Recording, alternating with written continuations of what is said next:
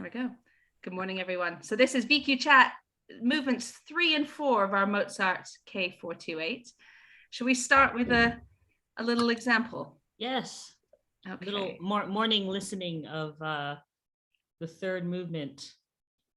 Great. I'll just press mute. So quartet, you might want to unmute in case I mute you all. There we go.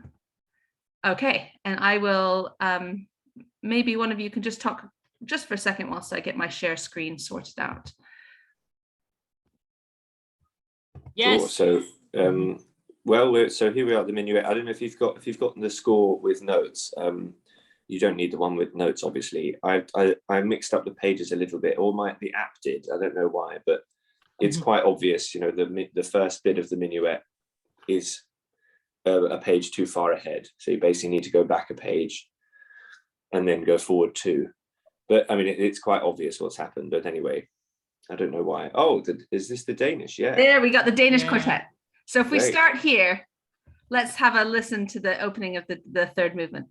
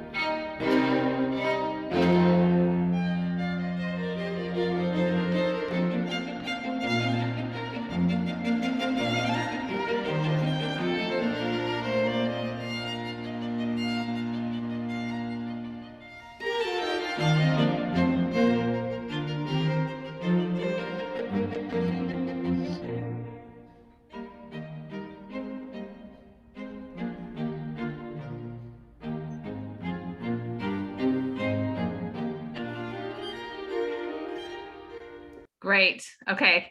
I thought we should look at their technique for that. Boom, boom. But we talked about it a lot in our sectional on Monday. Just the dropping. They do amazing drop, don't they? Yeah. Yeah, I think that's why I love, I mean, all recordings are so great, but live performance are always so much more interesting to me, because you actually can see, we were just saying earlier, Katie, like the technique that they use and the interaction, which is also all part of the experience. But you're right, that bump, bump, bump, bump, bump. One of the things I remember saying in my session was that on page, it looks like a very simple movement in the music, and it's so easy to just see those quavers, for instance, and just play it, okay, short, bump, bump, bump, bump, bump. But actually the quartet that does experiment with different strokes. I remember that was in one of our rehearsals, right? It was like, okay, try it this way. Okay, try it. Actually, like putting your mind to think about that as a group and as a collective requires an insane amount of concentration and awareness of group technique, which, you know, a quartet kind of hyper focuses on in some ways to get the right sound and how you play that. So that's just one example why I like looking at these live performances, to really study what other groups do to get that sound. I really liked about how Danish played is that so brom bom brom bom, corrective things, then da da da da da, when it goes to the single line and then other parts joining. So when it is single line and joining halfway, we might think, okay, perhaps writing 2 bars and a chord or something like that. But the way the first violinist lingers certain notes here and there, so single lines still portray the harmonical shape. So it gives just tiny bit of duration here and there. So like just enough to harmonically speak. I thought that's really clever. Yeah, it's nice. He really spelled out the appoggiaturas. There are actually double appoggiaturas in bars 3 and 4, because if you look at each couplet of quavers and look at the second of each couplet of quavers, those are the actual notes that are happening. So it should be B flat, B flat, and dim da dum bum ba dum bum. That's actually what it is. But then he's put extra appoggiaturas on top of that, because bum da dum bum, obviously the A flat is the appoggiatura, but he's added ones on every single couplet as well. So dee dum dee dum dee dum bottom bottom, like that. So it's like appoggiatura central in bar 3 and 4, and it's and it was really nice the way that guy sort of lingered on it a bit to really. I love it. I mean, the first thing I always notice when I look at the Danish quartet is the hair, but I know that's the wrong thing to notice. But And what the they beards, do, what's the interesting, I mean, you just look at their hairstyles, which is obviously also fantastic. But the character difference between the forte and the piano was really effective, wasn't it? And it's just such different worlds. So actually one can, and by it being solo violin, there's a lot of potential for timing. Rather than, so instead of going for a more rhythmic sort of coupleted, lively da da da da da da feeling, they were much more relaxed and much more sort of chilled out is probably the way. If I move to this, oh no, can you see that change of screen, or does it still look like the score? Yes. Okay, great. I thought maybe we could just listen to a different version if I can make it work here. Can we when we listen to this version, can we just listen to pay attention to the second bar? It's that special harmony again that I've been going on and on about. It's that supertonic. So that's the one that's in bar 5 of the first movement and keeps coming back. So have a listen out. The Klinger Quartet. So this is an old recording. Let's have a listen to it. Yeah, old school.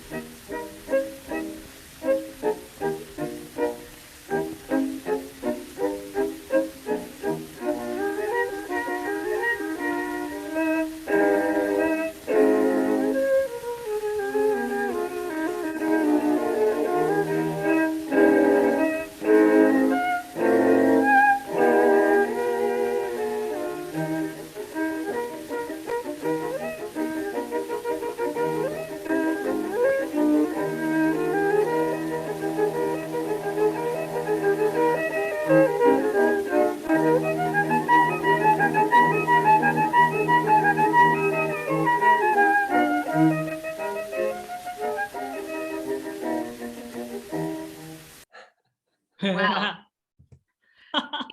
Doesn't it just show how our technique and knowledge has changed so much? I mean, that was 1912. So 1912. It's over 100 years ago.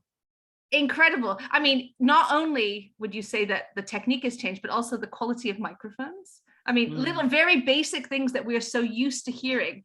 They're like so much clarity because they mic'd things in a different way and had microphones that weren't just on the first violin. I mean, that's the reason we hear the first violin, because the microphone was right in front. I mean, yeah. But in the style of, I mean, that's how I imagine Elgar was played. Would you say that was the style? You know, when you think of how to play Elgar, whenever people talk about sort of traditional styles of playing Elgar, that's what I think of. Slide between every note and up in the tip of the bow, not off the string. Did you notice dum bum bum bum was definitely that colle stroke? Every note started from the string and then was moving on with the fingers. So it's just a very different style of bow technique. Both. Yeah, it felt like, and definitely a lot more like freewheeling interpretation rhythmically and tempo. I mean, a lot more freedom in a way in the line. This very very individual, I think, which, you know, kind of works for their style. I found myself wondering if they were just taking liberties with the rhythm, or if the old recording was just warped or something. I think they were taking massive liberties. I think so, yeah. Stroke like those quaver, inner voice quaver accompaniment under fast bum, bum, bum, bum. It's a so I was wondering which part of the bow they were. I mean, it was longish, wasn't it? So it's not so close to the heel, I guess. Yeah. I think the bow technique of playing near the heel is a more recent experience. Right. I see. I think I mean, whenever I think of old school players, I think of the tip as being, also the bow hold has changed a lot. You know, I think very strongly, you know, bent thumb, bent fingers, pinky on the top, second and third down there, first finger there. But, you know, that would have been the bow hold, right? Oh, So, and that was the one of choice. I mean, that's the sort of Russian style. And you do that, you can't play off the string at the frog. I mean, you just, so that's, I think, where it has changed. It would be very interesting. I'm not sure whether it's the Galamian, that stroke that has the changed the bow hold, but when you look at the old, like pedagogical theses, it all, you know, that would have, and you know, try and play. And I don't know on the cello whether it was similar or with the bow hold, but I don't really know. In violin, it's, I mean, on the violin technique, it's a very marked difference. Like the upper half. Yeah, yeah, that's true. It would be a staccato on the upper half. I mean, some of it must have been off the string, but very interesting. Very interesting. Let's look at the score at the harmony just briefly on our second bar, because we were talking a lot about the color of the sound. One thing I don't think we've heard yet is the color of that second chord. Sounds special, have we? Because the Danish quartet, the contrasts were very interesting, but actually the main chords of the forte were very similar. They use the same bow speed, the same amount of bow for all of the chords. So when you do that, you don't have a way of showing in the sound the difference of the harmony. So let's look at that quickly here. There we go. Back to our, Sorry. I'm so distracted by this unbelievably beautiful cat I'm looking after at the moment.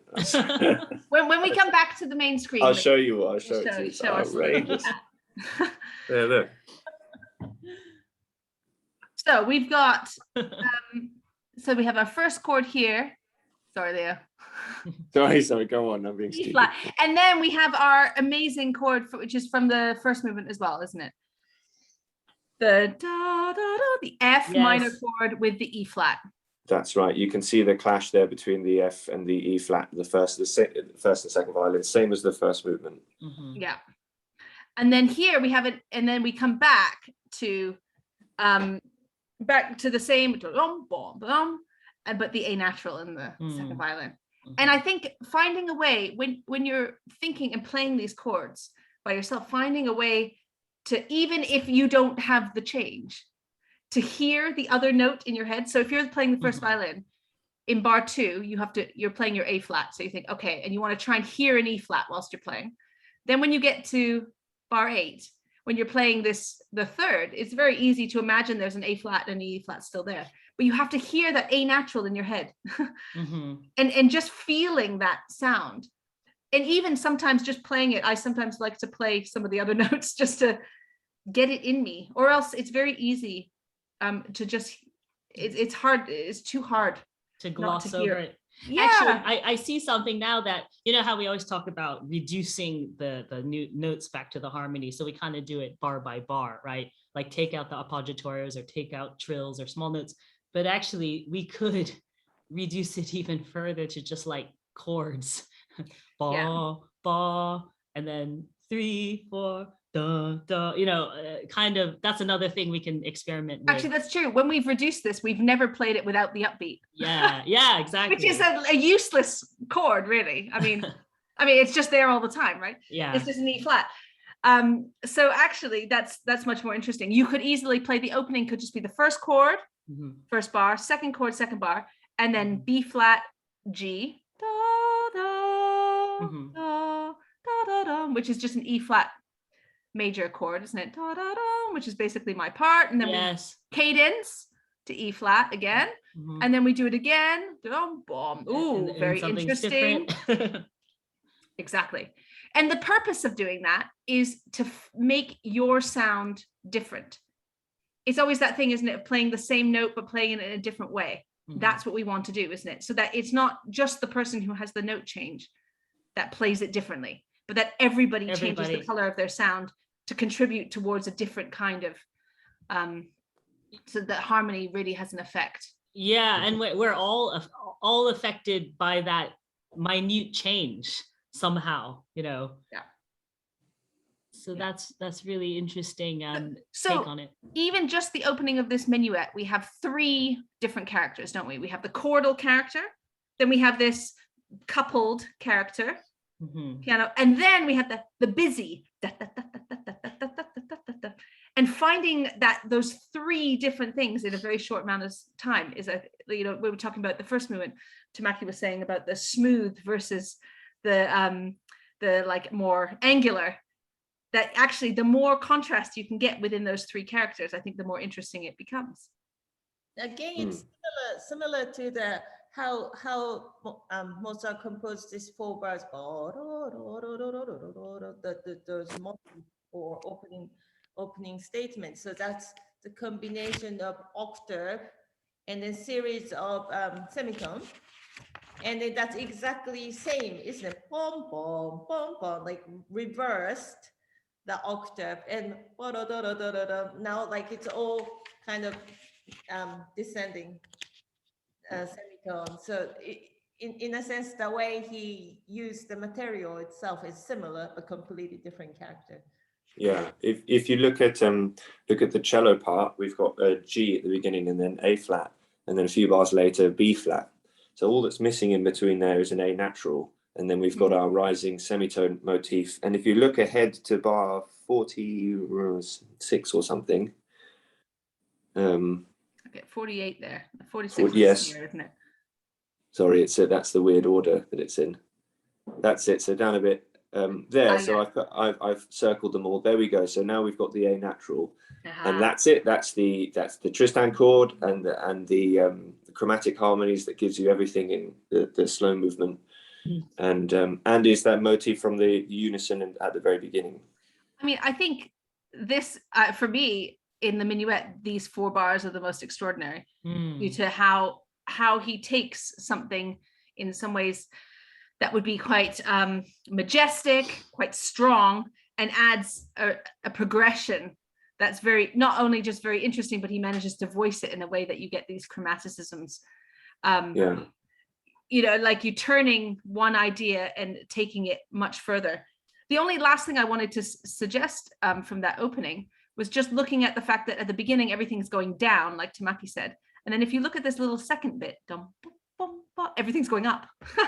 And I love that feeling of noticing when you're going, because it changes your feeling. And when we get to the trio, we feel like we're going sinking down again. I think it's a good feeling of the contrast. Let's just finish in the minuet.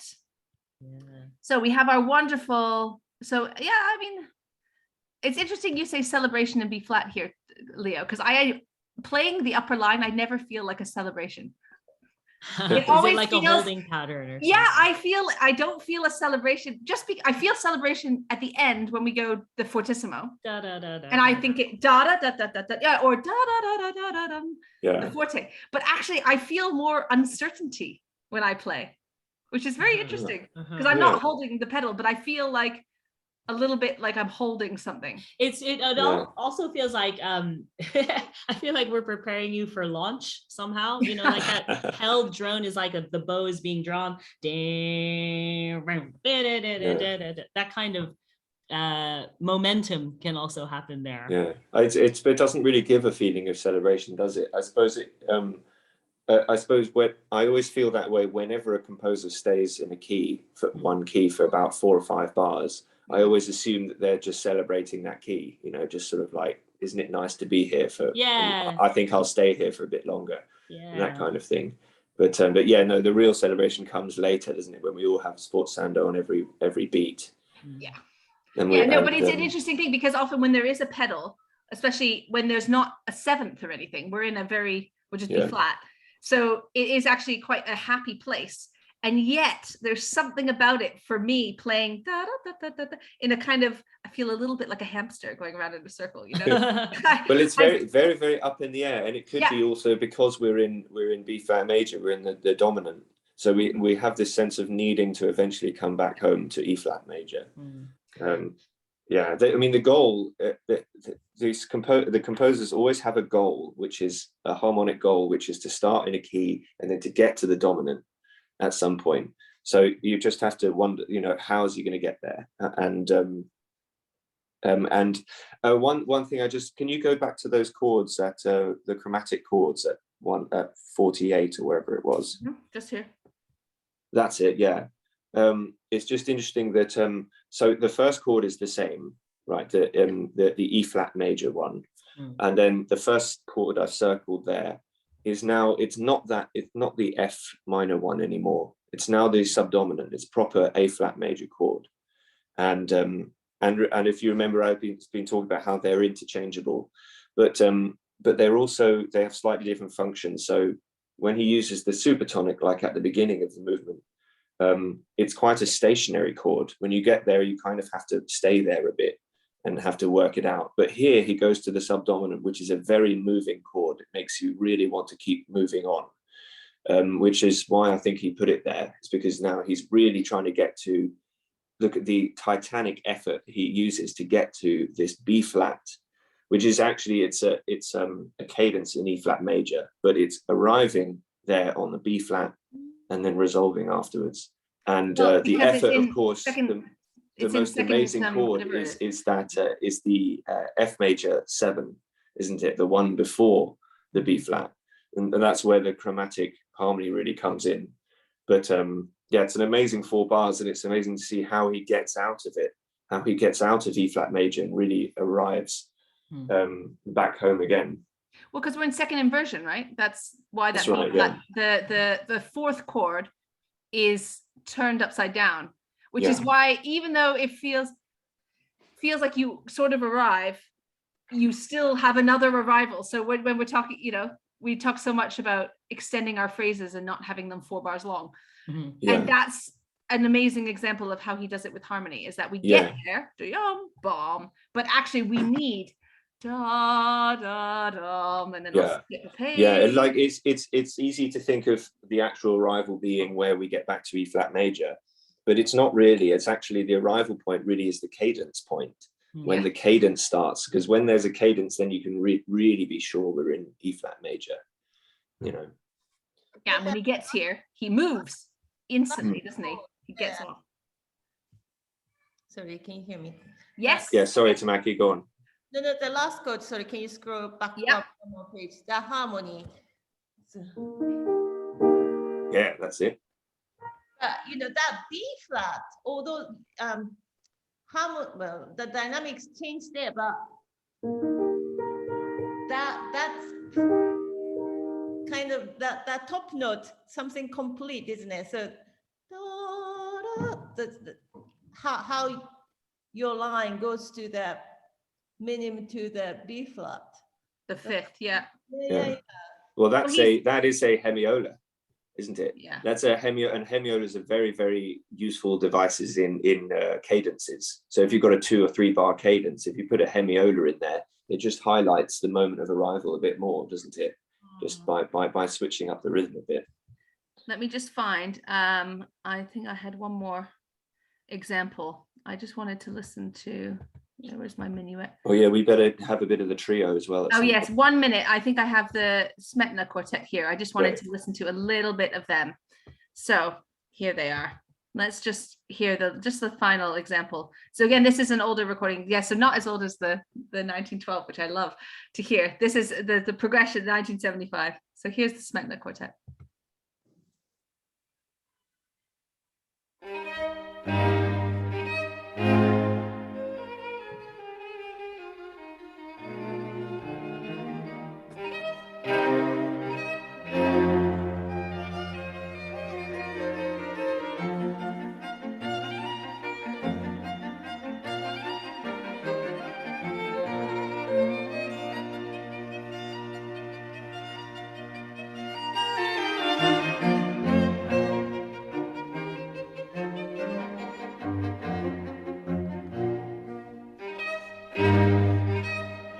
Yes. I mean, again, it shows that progression, doesn't it? From styles. It's a much cleaner version than what we heard before, but I'm feeling we want to be allegro here, don't we? I mean, that doesn't Yeah. anyway. I mean, Well, I was going to say I really like these slower tempos because I really think that I just think a minuet should mainly be in 3. Remember, I think I was arguing for can we try a bit slower, wasn't I? But I think it's because I like a minuet to really feel in 3, and the 3 can feel quite fast, can be sort of 1, 2, 3, 1, 2, 3. But actually, if you think of that tempo is about their tempo they were choosing, which is technically a sort of allegro. There's a kind of poise to the character, isn't it? A little bit more. I'm going to share something I found. Yeah. In the first edition, let's look at this little aside at the bottom of this score. In the first edition, it was allegretto. Oh. Ah. I think that, so he obviously heard it and it was too slow. Yeah.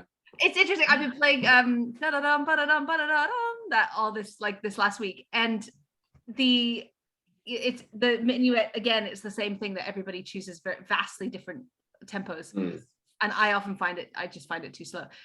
I think there's a moment where, if you think of the harmony and the movement, whatever can show that the characters, that they can all exist within that tempo. I agree it should be 3. 1, dun, dun, dun, and when you get to presto and it's not allegro assai or anything, you have to be careful. But definitely it's not true, and we have no semiquavers as well, so that is another case for it could be a bit faster. Yeah. Okay, shall we watch? I wanted to look at a little bit of the trio. And here are our Danish quartet. I had it on the trio. Now let's see if I can find, if we're there. I think we might still be on some minuetting. Let me move this for a second. Okay.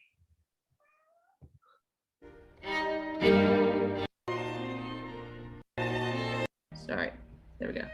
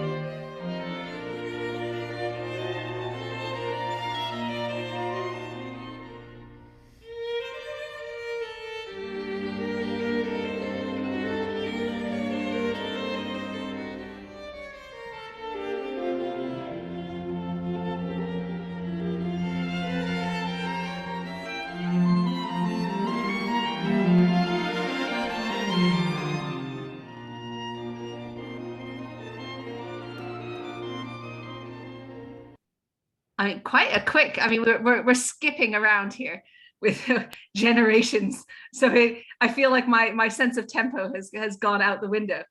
But very quick, quite fluid. Yeah, smooth style. I like the fluidity again. Again, they also take their own liberties with this tempo-wise and everything, and it becomes a more. I wouldn't say as individual as the Klinger quartet, but compositely, they have this line which technically, it travels between different instruments, but it should be one line, melodic line throughout the quartet. And I think they do that quite seamlessly in a way, with the same feeling of rubato and tempo. I was gonna say something, but then it just left my mind. You know how that happens. Same kind of bow technique, which we had in the beginning of minuet. So when although there are this moving quaver, but then somehow they have the way to portray the harmony, and then I mean, we talked about Schenkerian analysis and things like that in the rehearsal, but like you hear the sense of pedal tone, and then just kind of they are managing and manipulating the resonance in the group so that like always portray the harmonical pillar. And then I think that's the kind of fluidity we hear in the performance. Yeah, really clever. Yes, and also like despite it's a and that's underpinning everything, as you say, because despite all the little notes, you know, before it was appoggiatura central, right? You have all these quavers coming out, and then this trio kind of is a riff on that, another variation, but moving more chromatically throughout the lines. But they still manage to find those pillars of harmony in which to fit the little notes. So structure-wise, it doesn't feel, I mean, you could, for instance, if you approached it and just focused on the quavers, right? And you made those quavers really lively, it would kind of miss the point of where you're going harmonically, because there's so much activity that the foundation isn't so clear. And he makes it really clear in the lower lines when they're just holding in the trio, they're just holding the chords. You know, they're not fussing around. The chord, I mean, the more I think about it, the more I think that possibly these pedal notes, that's where everything, it's very pedal heavy, this minuet entry. I mean, it starts in the minuet with the, you know, the da da da da da with the pedal, and the trio is made, you know, you just have these sort of drones and everything happens on top of it. You could I always find the simplification of music very interesting, because it gives you the pillar, like you were saying, the pillars of where to play. And if you just base things on little notes, you go off on a little tangent that makes no sense. But you could basically simplify this whole trio with like 3 pedals, right? Yes, yes. 4 pedals. You got the opening, and then you have the second violin one, and then you have the F one, which passes from the cello to the second violin, and then you get back to the B flat. This undercurrent theme of melodic versus motivic or rhythmic. And then that's here in the third movement, isn't it? Like the minuet, like motif or like little movements are the main things. And then, you know, he applied the chord. But here, I mean, sure, like the melody, and then he has this, he applied the quite rich harmony underneath. But the theme is completely different. Interesting. Shall we quickly look at the score, or do you think we should move on to the fourth movement? I think we can move on. Just notice all the one last thing, that all the chromatic bits. I'm sure everyone saw them, but it is very chromatic, isn't it? Especially in the first violin and the trio. Let me share this so that we can just quickly look at that, the score. So we're in the right place in our minds. There we go. Yeah, so I've circled them there, but there's a lot of that going on, and it cries out for consecutive fingering, isn't it? A single finger all the way down. Yeah. I'm sure there's style that says that that's okay. I'm sure someone's done it. Someone must have done it well before. But I mean, basically, if we simplify this to our pedals, I mean, there's not much. The harmony is incredibly simple, and it gives it a kind of eerie stillness, actually, despite the moving notes, which actually is what we're trying to get to, isn't it? What is the character of our moving notes that reflects the harmonic movement that we're sort of showing?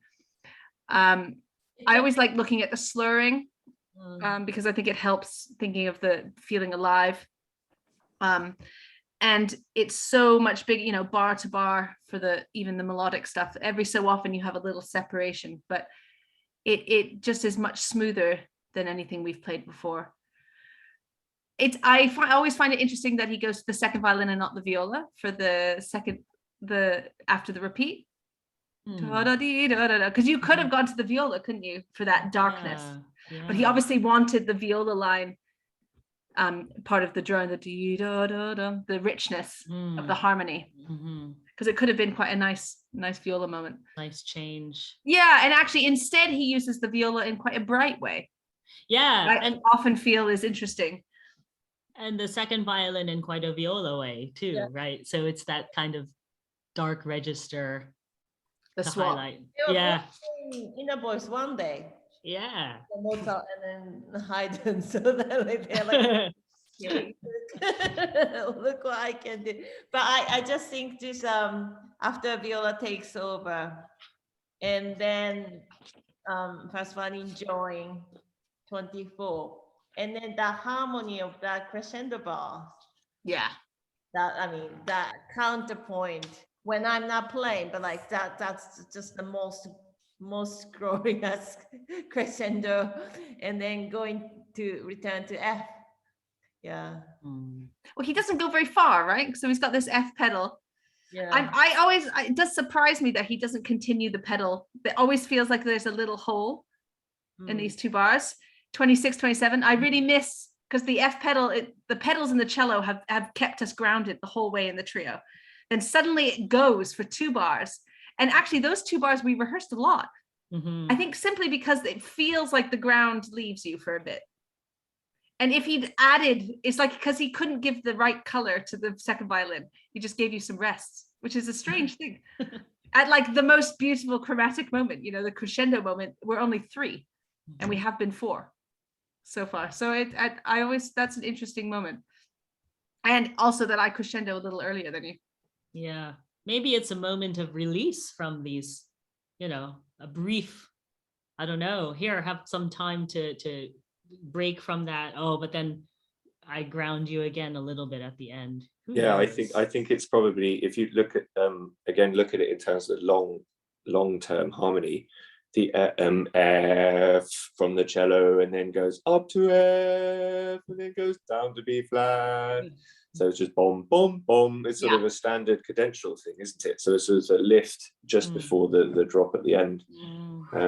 But it's very, very clever, and it is unusual. It's unusual the way we all come in. Yeah. But it sort of it has an effect of cascading, doesn't it? We all come in and it sort of tumbles forward back into B flat. And B flat is the destination. Yeah. That is ultimately where he needs to go before we can go back to the minuet, back in E flat major. And yet we have this slightly strange, I was saying that I find it quite Shostakovich. In the Shostakovich, this is the tool that Shostakovich often used, which was make octaves 2 octaves apart rather than 1.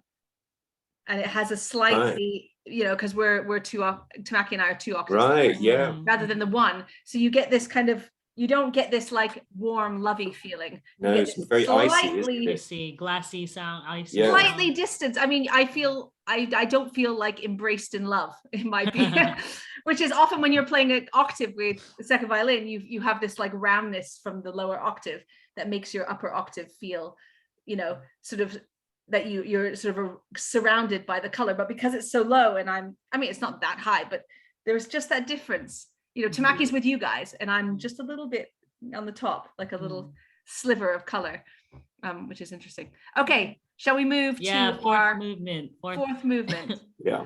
I wanted to start. I thought where did they go? Let's start with the Hagens here. Here we go.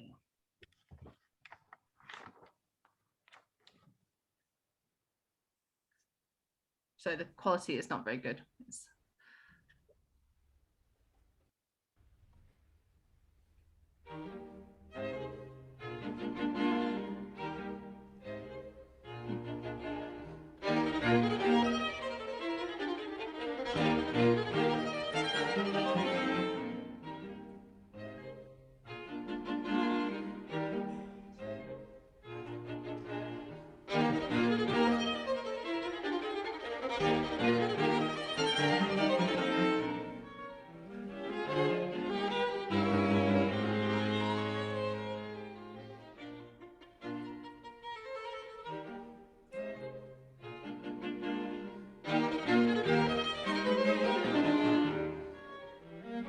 I'm gonna stop it there just because I think that whole movement needs watching. Isn't what they do with the inflection of the harmony is incredible, I think. Can we just contrast it to the Emersons, just out of interest? So this is how they play their opening. Oh, sorry.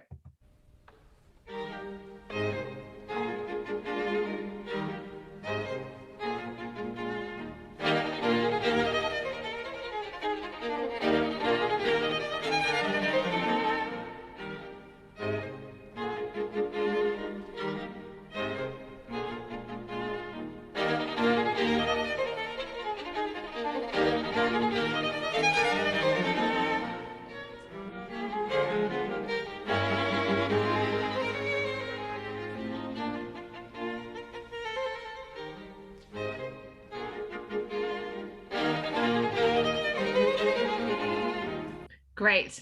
So 2 completely different styles. Yeah, very interesting. You're right about, I mean, even so chords like 21, 20 into 21, you know, so how technically, you know, the first violin is playing a different line, but the way that the Hagens feel the, I don't know, the beginning and ending of that harmony together, which is reflected in their bow speed as they play that chord, just gives like a much, I don't know. Yeah, you can tell they're spelling out, this is how we want that chord to vibrate and then stop vibrating in a way. I think they are masters at those chords. Whenever you watch the Hagens or listen to them, the way that they demonstrate the harmony is very individual, but also so clear. You hear every harmony, nothing sounds the same. But for me, the main thing is how they make chords. They sustain their bow speeds so beautifully and clearly, no bumps, no anything. It's clear the whole way through. And that's probably why in the slow movement, you hear every nuance, because nothing gets in the way. Nobody bulges or pulls the bow differently. The chord happens exactly like you would play it as one person. And I think that's their skill that they've mastered. I noticed that the decrescendo in bar 22 that they did, they obviously got quieter in volume, but they stayed very active with their sound quality, which is so, it happens so often, isn't it, when people see diminuendo or decrescendo, they just sort of give up on the note and it just sort of fades away right into nothingness. But they really keep the sound active, the core of the sound there, and because it needs to be, because the harmony, it turns an amazing corner into B flat major there, and we still need the sound, the excitement, and they still have their so I'm just distracted by this. The blue, I'm sorry, I couldn't get rid of it. Yeah, there we go. I mean, how they articulate the kind of question mark in the way they play. Like, so I mean, they're not playing out of time or anything, but like there's a subtle nuance. They question things and different kind of question. But they use so, you know, we all know that you don't whack out chord 1 at the beginning, so nobody should go bottom. You should always make usually in the harmony, in the sequence of what you do, chord 5 when you get there is more interesting. So if you look at the harmony, da dum da dum, and they went ba da ba ba ba, you know, they made Mozart emphasizes it by giving it so many notes. So by doing that and the way they play it, they emphasize that progression without us having to know that that's the progression. It's just so clear. And the character difference between the two, you know, the opening idea and this one here, the is just so clear. The speed, but also the energy of it. I get this sort of, which I love, this sort of feeling of energy for the semiquavers. In the Emerson, I mean, what I found really interesting to watch is simply the bow technique is fantastic, you know, and the up bows of the second violin. I mean, he just doesn't care, and you just watch them, and their technique is so fantastic. But somehow, for me, the harmony doesn't come out in the same way. I don't hear every chord being different. I end up hearing a little bit more similar, and that's because the way they pull the bow, they're able to do lots of things, but they don't use it to bring out the group harmony in the same way. It's just a different style of playing it, but it's a very interesting way of looking at it.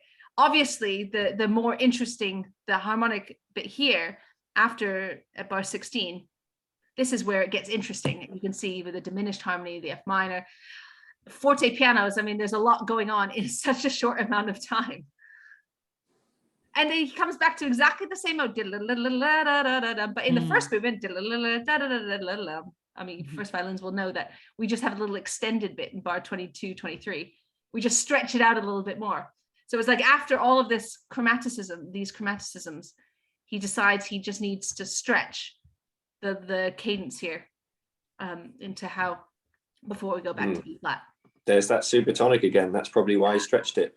Yeah. Mm, Yeah, Mhm. he really wants you to take that away from this piece. mhm. Or maybe I just do. I don't know. No, it's in, but it's when good you notice point. it.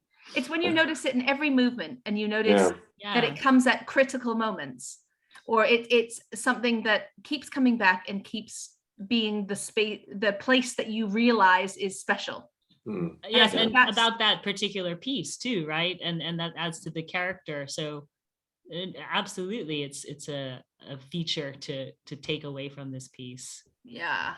Yeah. Now I will just let you chat for a minute. I wanted to, This- there was one more recording here of the Quartetto Italiano that I Oh, thought might be quite great. interesting to Yeah. listen as a compare and contrast. It's just a CD, so we don't have the Okay. have the opening. Here we go.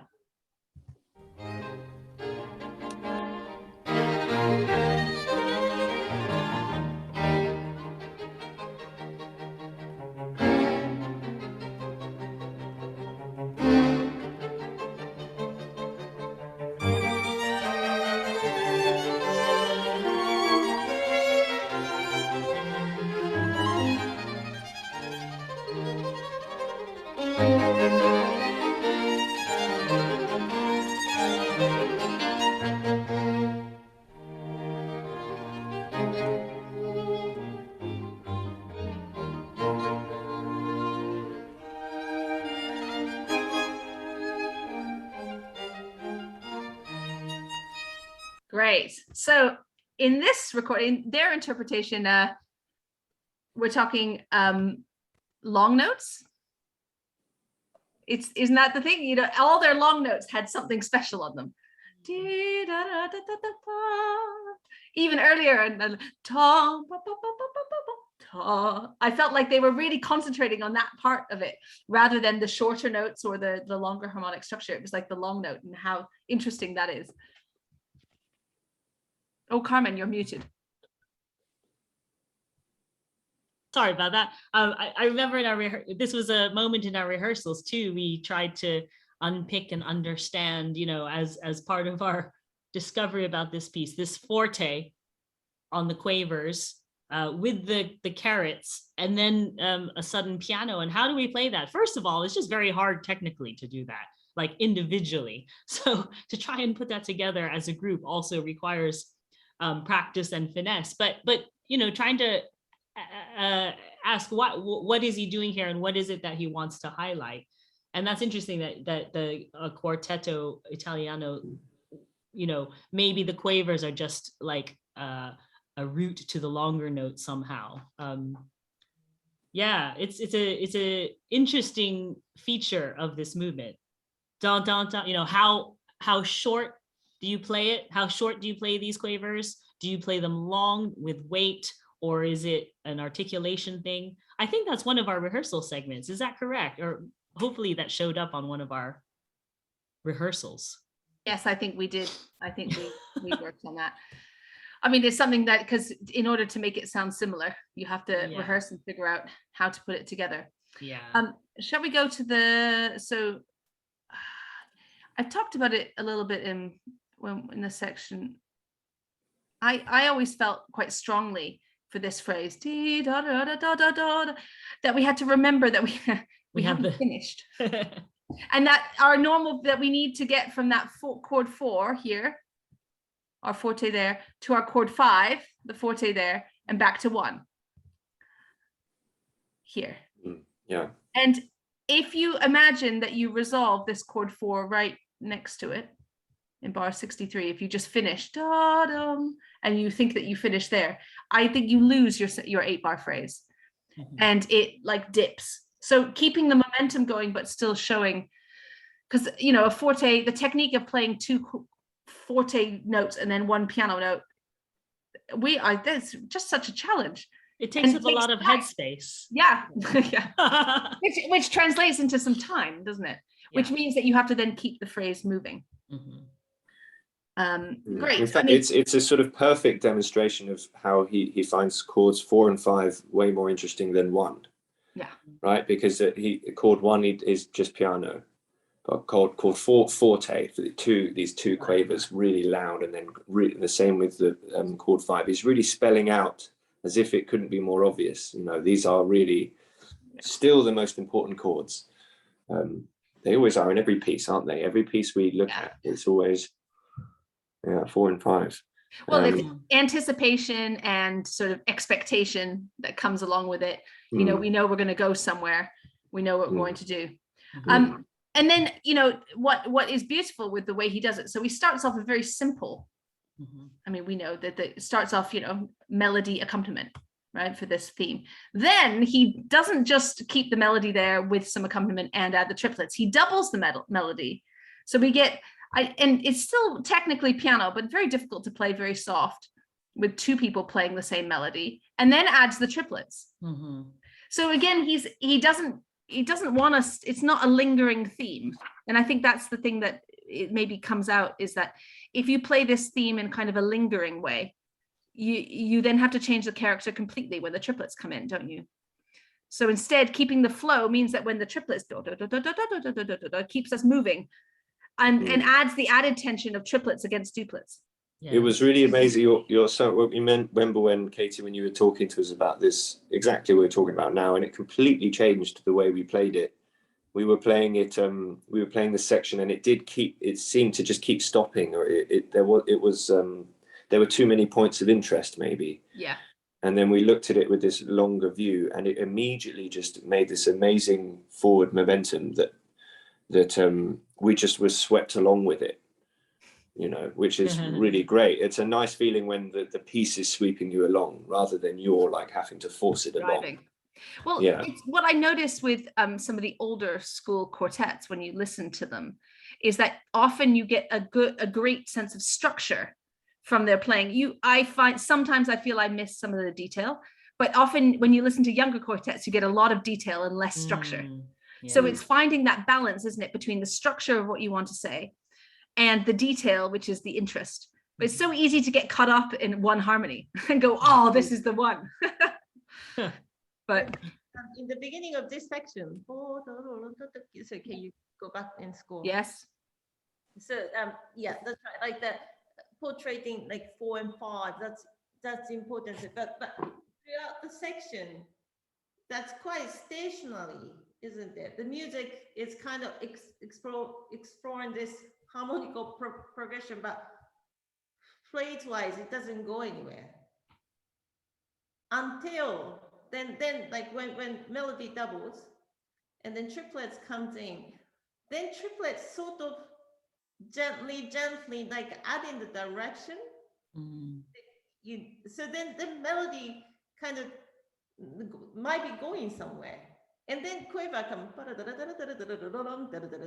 so that then now like music is just going forward.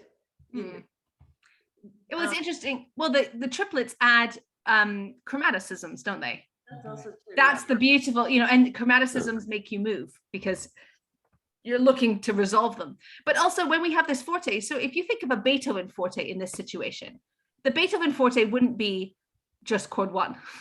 The Beethoven forte would be a totally surprising different chord. Here, the forte isn't like, whoa, it's just, okay, new, different, but in a warm way, isn't it? We're not sort of changing harmonies in any way. We're just changing characters.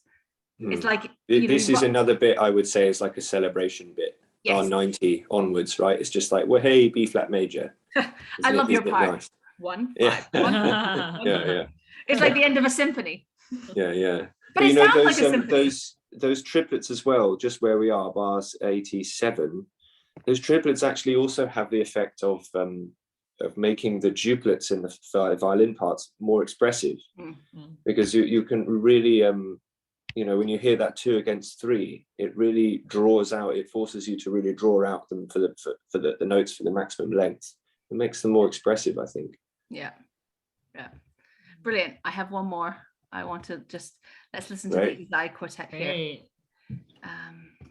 Let me just figure out how to click on it. Don't know what it's doing. Here we go. Oh, sorry. I just think I get bits in the way. There we go. Here we go.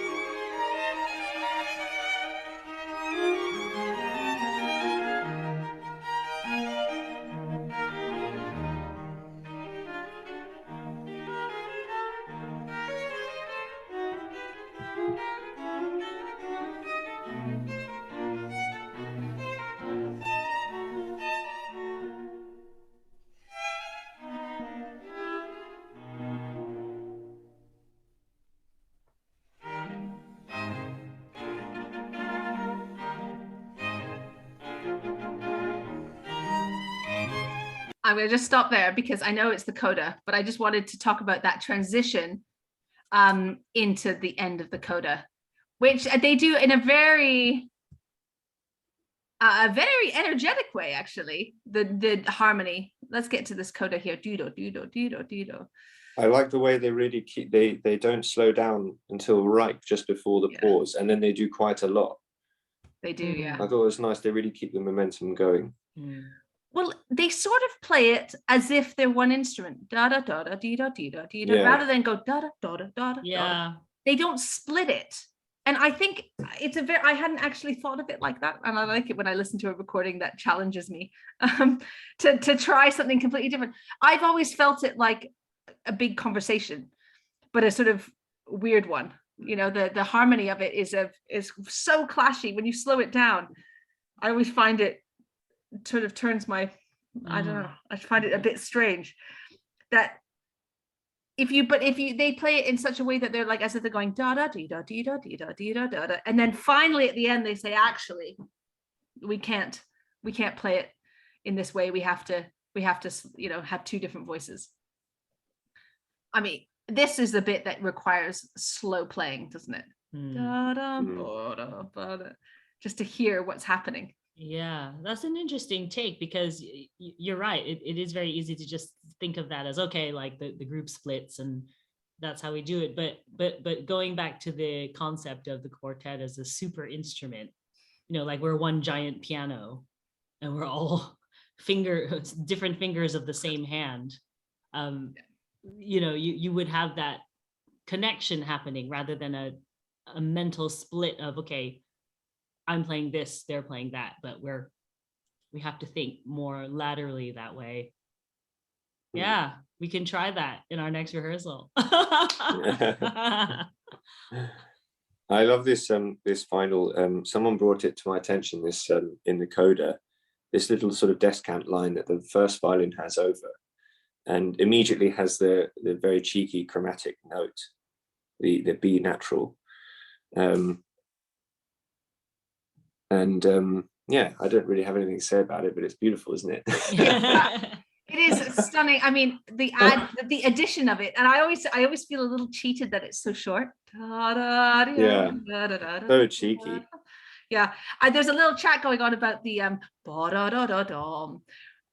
the bar 118, which is just fantastic. I will just share that because it's such a sort of unnecessary in some ways moment. But music, like technically, here is it, doddy doddy dom 118, and how the Hagens do it. So it's definitely worth a listen. Here. I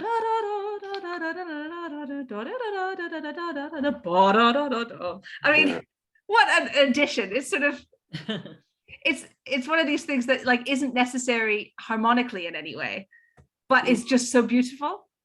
She could have just kept going with that. Liz, did you have a question? No. Oh, you have a hand up. I thought this was like I thought this was a hand up and you had a question. I was like, oh, it was a thumbs up. No, it's the little details. So it's finding a way, and in some ways that's sforzando. I don't know what you felt about it, Leo, but I always felt it was like a way of like, let's do it again. Yes. Little kick. And in a very humorous way, right? Yeah. It's because it's as you said, it's the opposite of what it should be. Really, it should be a gentle, a very civilized phrasing off, shouldn't it? But it's not. It's like I'm not finished yet. One more drink, maybe, or something. Yeah. Well, and also because we're in quite a gentle place, even despite the chromaticisms in the fiddle, which could be quite a sort of still creepy moment. Actually, with the bop, bop, bop, bop, bop, bop, bop, it just keeps us going. It's sort of like a gentle reminder of where we're finishing. Yeah, and that takes us to and the other places in the second half, exactly when we're in E flat. And that's the bit we and first violins always have to sort of look for our intonation. Brilliant. Well, that I think is our 3 and 4. I will just finish recording, and then we have a question. We have a little survey with a show of hands to ask you all. So I'll just finish this recording here. There we go.